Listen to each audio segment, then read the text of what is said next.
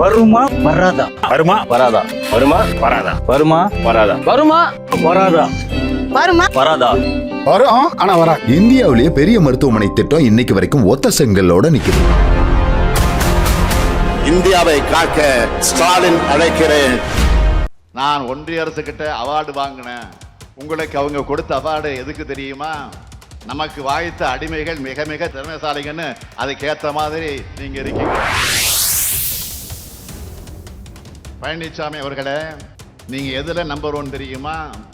பதவி சுகத்துக்காக தமிழ்நாட்டு உரிமைகளை பாஜக கிட்ட அடகு வச்சீங்களே, அதுல மட்டும்தான் நம்பர் 1. பச்சை பொய்களை பேசவிட்டு அழகு பார்த்த பச்சோந்தி தான் இந்த பழனிசாமி.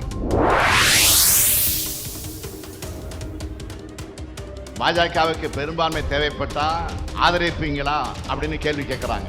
ஆதரிக்க மாட்டோம்னு பழனிசாமி பதில் சொல்லல. எதிர்கட்சிகள் ஆளுகிற மாநிலங்கள்ல தன்னுடைய மிரட்டலுக்கும் உருட்டலுக்கும் பணியாத முதலமைச்சர்கள் மேல சகட்டு மேனிக்கு ஊழல் குற்றச்சாட்டு வைப்பார். பணிஞ்சிட்டா உடனே made in BJP washing machine எடுத்து வெளுத்து சுத்தமாக்கி உலக யோகியர்னு பட்டம் கொடுப்பார்.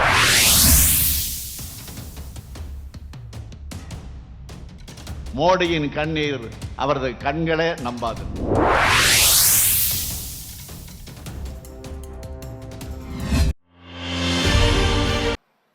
மக்களுக்கு நன்மை செய்வது மட்டும்தான் நம்மோட ஒரே குறிக்கோள். இப்படி பார்த்து பார்த்து தமிழ்நாட்டை முன்னேற்றிட்டு இருக்கோம். ஆனா பழனிசாமி என்ன கேட்கிறாரு? நான் ஒன்றிய அரசு கிட்ட அவார்டு வாங்கினேன், நீங்க ஏதாவது அவார்டு வாங்கினீங்களான்னு கேட்கிறாரு. பழனிசாமி அவர்களே, உங்களுக்கு அவங்க கொடுத்த அவார்டு எதுக்கு தெரியுமா?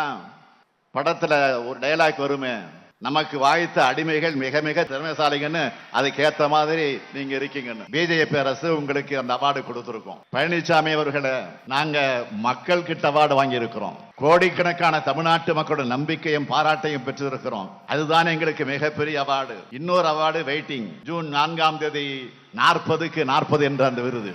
பழனிசாமி அவர்களே, வெயிட் அண்ட் சி. நீங்கள் வாழ்படுத்தின நிர்வாகத்தை சரி செஞ்சு திமுக அரசு தமிழ்நாட்டை நம்பர் 1 மாநிலமாக ஆக்கியிருக்கிறோம். பழனிசாமி ஆட்சியில தொழில் செய்ய உகந்த மாநிலங்கள் தரவரிசையில 14வது இடத்தில் இருந்த தமிழ்நாட்டை திமுக அரசு பொறுப்பேற்றதும் 3வது இடத்துக்கு முன்னேற்றி இருக்கும். எந்த சமூக பொருளாதார குறியீட்டை எடுத்து பார்த்தாலும் அதுல தமிழ்நாடு முன்னணி மாநிலமாகத்தான் இருக்கும். பழனிசாமி அவர்களே, நீங்க எதுல நம்பர் 1 தெரியுமா? பதவி சுகத்துக்காக தமிழ்நாட்டு உரிமைகளை பாஜக கிட்ட அடகு வச்சீங்களே, அதுல மட்டும்தான் நம்பர் 1. எப்படியெல்லாம் பிரதமர் மோடிக்கு, ஒன்றிய அமைச்சர்களுக்கு, பாஜகவுக்கு லாவணி பாடினீங்க. மோடி தான் எங்க டேடின்னு சொன்னீங்களே. அது மட்டும் இல்ல, பாஜக இங்க இந்திய திணிச்சப்போ நாம எதிர்த்தோம். ஆனா அதிமுக அமைச்சர் என்ன சொன்னாரு? அண்ணா மும்மொழி கொள்கையை ஆதரிச்சார்னு பச்சை பொய்களை பேசவிட்டு அழகு பார்த்த பச்சோந்தி தான் இந்த பழனிசாமி. அதிமுகவும் பாஜகவும் இயற்கை கூட்டணின்னு சொல்லி சென்டிமெண்ட் மழை பொழிஞ்சவங்க தான் பழனிசாமி நாடக கம்பெனி. ஒரு பத்திரிகைக்கு பேட்டி கொடுத்திருக்கிறாரு.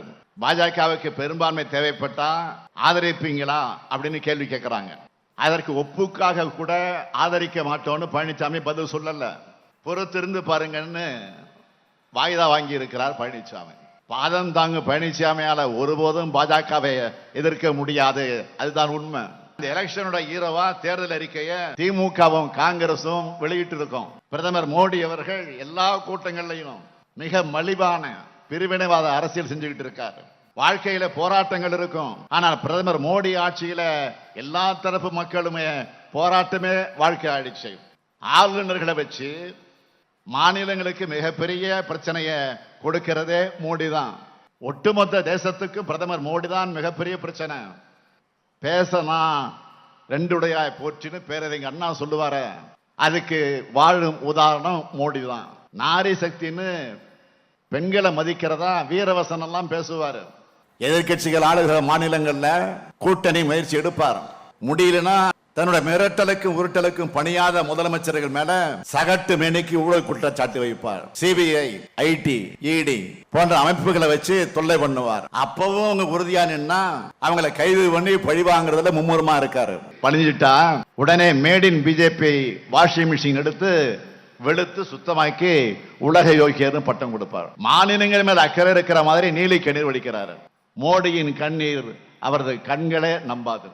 நேத்து கொடுத்த பேட்டியில பிரதமர் மோடி சொல்றாரு, தமிழ்நாட்டில் திமுகவுக்கு எதிராக எதிர்ப்பால வீசுதான். இதை பார்த்து நமக்கு சிரிக்கிறதா பிரதமரோட பகல்காரன் நினைச்சு அவர் மேல பரிதாபப்படுறதுன்னு தெரியும். இன்னும் எத்தனை வருஷம் ஆனாலும் தமிழ்நாட்டில் பாஜக வளரவே முடியாது. அதனால உங்க மோடி மஸ்தான் வித்தெல்லாம் இங்க எடுபடாது.